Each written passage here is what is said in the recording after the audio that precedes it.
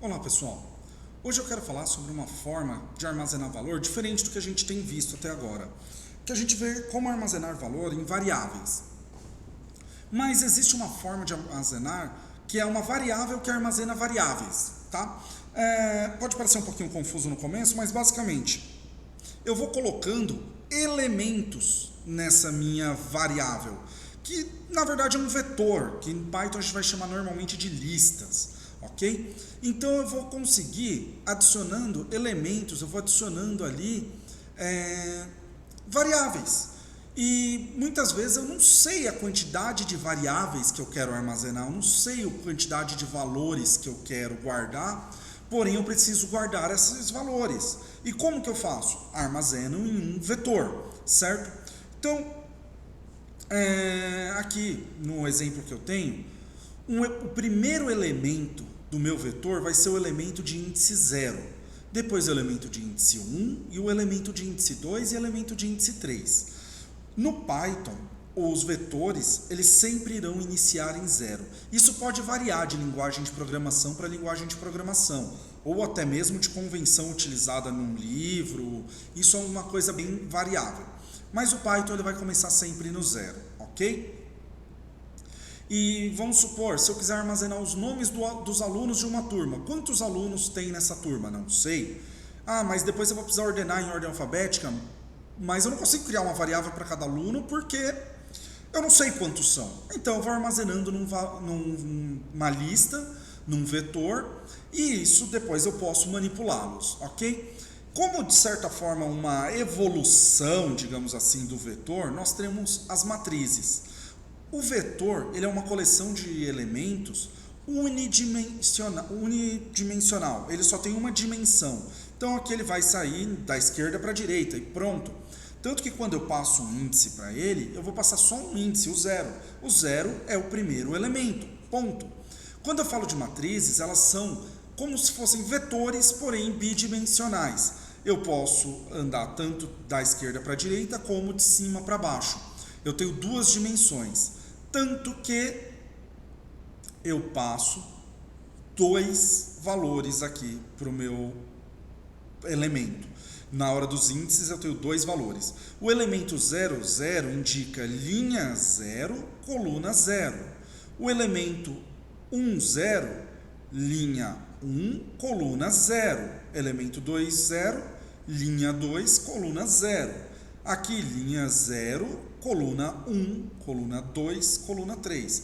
Lembrando, o índice começa em 0, tanto da linha quanto da coluna. Primeiro nós falamos o valor da linha e depois o valor da coluna, certo? Isso é meio padrão, até quando a gente vai usar Excel, por exemplo, a gente trabalha lá com uma matriz, que vai passar o valor da linha, o valor da coluna, e assim a gente vai trabalhando, ok? Então, vamos ver isso aqui, como que fica em Python, certo? Olhemos. Eu deixei um exemplinho pronto aqui, para a gente começar a brincadeira. Então, a variável exemplo, que na verdade é uma lista, vai receber 1, 2, 3, 4, 5 valores. Esses 5 valores são cadeias de caracteres, são strings, e estão ali com valores de nomes masculinos. Foi o critério que eu quis adotar. E depois de eu receber essas 5 variáveis, né, esses 5 valores dentro da minha exemplo, eu vou printar a minha exemplo. Vou mostrar em tela o conteúdo dessa minha lista. Ok? Então, ó, conforme ali, Wellington, Roberto, José, Oswaldo, Carlos, Wellington, Roberto, José, Oswaldo, Carlos, seguindo ali a mesma ordem que foi apresentado. A vantagem disso é que aí eu posso fazer algumas coisas. Por exemplo, eu tenho aqui já minha variável, minha lista, exemplo. E se eu quiser adicionar um novo nome? Eu vou dar um ponto, append, e vamos colocar um novo nome nela. Vou colocar o nome William. Ok? O que eu fiz aqui? Criei a lista exemplo, inseri os 5 valores, Wellington, Roberto, José, Oswaldo, Carlos, e aqui eu adicionei, eu anexei mais um nome, anexei o nome William, ele foi lá para o final da minha lista. Ótimo. Eu também posso remover. Então eu vou aqui, ponto, remove, vou remover o nome do José. José. esse nome que está aqui no meio. Percebam, Wellington, Roberto, Oswaldo e Carlos. Não tem mais o José. Eu criei com o José o exemplo, porém eu removi e apresentei em tela sem o José, certo? E vamos ver algumas formas aí que a gente tem também de visualizar essa lista. Eu posso passar índices. Se eu não passo nenhum índice, ele me mostra a lista completa.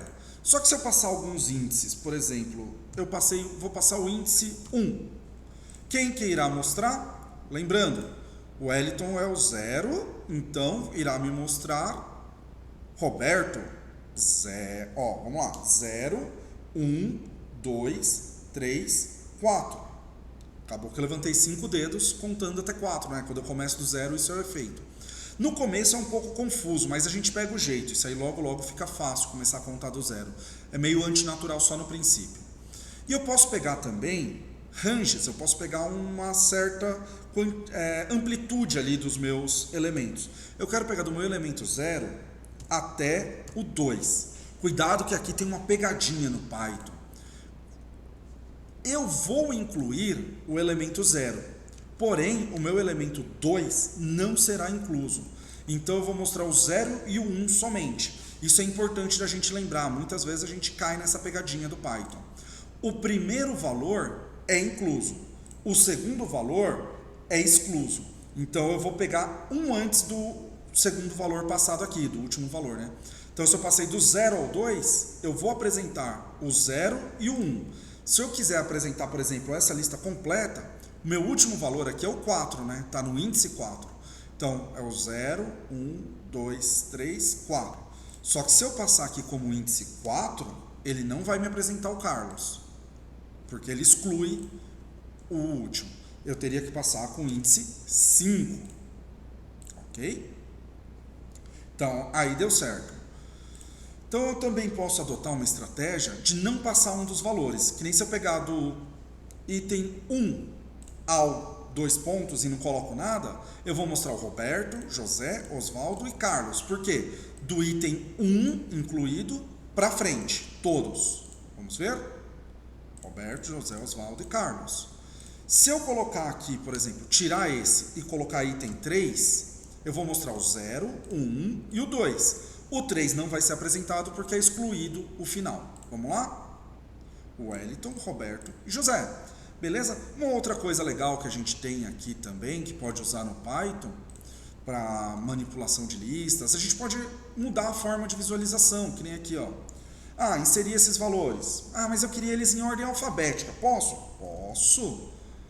É isso que a gente ganha usando as bibliotecas, as ferramentas Python. Reparem, Wellington, Roberto, José, Oswaldo e Carlos, agora vai ser Carlos, José, Oswaldo, Roberto e Wellington, porque eu coloquei em ordem alfabética, eu dei um ponto sorte na minha lista, isso muda ela. Outra coisa interessante é que as listas, elas aceitam valores diversificados. Eu posso colocar aqui, por exemplo, um 5, posso colocar aqui um 3,5. Percebam que eu estou inserindo valores do tipo string, né, cadeia de caracteres, valor inteiro e valor decimal. Então eu estou inserindo 3 tipos de variáveis diferentes nessa lista. Vamos ver o que acontece? Funcionou e muito bem. Poderia também fazer ela só de valores inteiros. Então eu vou colocar aqui o 10, o 3 e... vamos encurtar um pouco essa lista. E o 11, tá? Lembrando, olhando aqui embaixo, valores que são cadeias de caracteres sempre entre aspas. Os valores que são numéricos não precisa aspas, ok? Isso é característico de cadeia de caracteres, de strings. Vamos ver agora como que fica, mostrando minha lista. Só valores inteiros. Vamos dar um exemplo ponto sorte.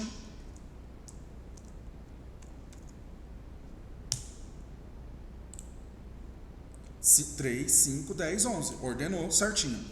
Beleza? E aí também eu posso trabalhar com listas de listas, que a gente comentou agora há pouco, que são as matrizes, né? No Python aqui, ele tem ferramentas mais otimizadas para trabalhar com matrizes. Por exemplo, a biblioteca NumPy vai funcionar muito melhor. Essa aqui ela é um pouco difícil, um pouco arcaica, eu vou trabalhar com índices. É dificinho de manipular, não é muito fácil não. Mas ela existe, é bom a gente conhecer, ok? Depois a gente vai ver ferramentas mais evoluídas para trabalhar com listas, até mesmo eu gosto bastante de trabalhar com dicionários, mas isso é outro conteúdo que vai usar os princípios vistos aqui. Reparem que aqui eu criei duas listas. Essa primeira eu fiz com nomes masculinos, essa segunda com nomes femininos. Fiz assim só para ficar mais fácil a gente visualizar. Então, se eu quiser passar os índices agora, lembrando, né? O primeiro índice é a linha, o segundo índice é a coluna. Então, vamos pegar o índice na primeira linha, na nossa primeira lista, 0. Então, primeira lista, 0. E agora vamos pegar o item 2. Vamos lá? Então, lista 0. Item 0, 1, 2. Tem que me aparecer o nome José. Torcer agora, hein? Para nada dar errado. Bingo, deu aqui, José. Certo? Então, lista 0, item 2. 0, 1, 2. Vamos fazer o mesmo teste com a outra lista ali, com a segunda linha da nossa matriz. Lista 1, item, vamos pegar o item 1. Tem que vir a Dulce agora, hein? Ó, lista 0, lista 1, item 0, item 1. Então, o exemplo 1 tem que vir a Dulce. Vamos ver se dá certo? Maravilha, veio o nome da Dulce. Ok? Então é isso. Listas em Python funciona desse jeito.